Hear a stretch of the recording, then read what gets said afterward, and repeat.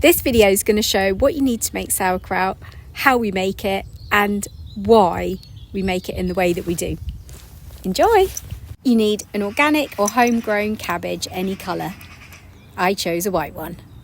A mandolin is great for getting the cabbage really fine cut, but you could use a knife instead. And some salt. You could get fancy salt like Himalayan salt, but we just use this one from Waitrose. And then some old jam jars so you have something to put it to ferment in. And if you've got some, the juices from a prior jar of sauerkraut can really make the fermentation process speed up, but it doesn't matter if you don't have them.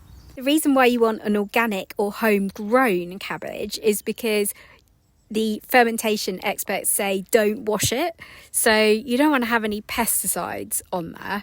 The reason you don't wash it is to keep the natural bacteria on there, because cabbage contains lots of lactobacillus strains, but not, interestingly, lactobacillus reuteri. For the best chance of getting lactobacillus reuteri in the sauerkraut, we need to identify a healthy female to mix it by hand. Someone like maybe Gwyneth Paltrow. Well, with her macrobiotic and organic diet, I'm guessing she's pretty healthy. But if you can't get her, see if another healthy female will help you. I set out the reasons why a healthy female is a good idea in my other video on lactobacillus reuteri and B12 for anyone who is completely confused as to what I'm talking about. And even if you do that, you can never be sure if you've actually got lactobacillus reuteri in there. Well, that's not quite correct. There is a test I could do, but it costs $800. And again, everyone has limits. But I think you're at least giving yourself the best chance. And that's what it's all about. For me, anyway. How we make sauerkraut. Get a big bowl, shred the cabbage on a mandolin into the bowl. Add the salt to the sauerkraut. The salt's essential because it stops the bad bacteria growing, but you don't want to add too much, otherwise it might inhibit fermentation. If you can work it out, 1% is the right amount.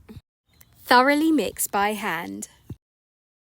Tongs spread the salt around, but they don't give you any of the healthy bacteria which are on the hands of your female. Tightly pack it into jars, and the tongs can be helpful here. Optionally, add some juice from the old jar of sauerkraut to make the fermentation go the fastest, or you could add a little water, or you could add nothing at all. Seal the jars very tightly and then patiently wait about 2 weeks. As the sauerkraut ages, it will turn more yellowy, but what you're really waiting for is the bubbles to start appearing within the jar. Once you see that, it's perfect to eat. You get liquid in the jar regardless of whether you put water in, but if you do put water in, as it ferments more, you might need to empty the jar a little bit. We stack them in a plastic tub within a cool, dark cupboard, just in case they do seep a little bit, then the liquid doesn't go all over the actual shelf. When we open it, it goes into the fridge. And if it's properly fermented, it should make a little sound like tss when you open it. Is a little bit of gas escaping, and then you really know you've done it right. I eat a big spoonful with every meal. Except breakfast? That would be too weird.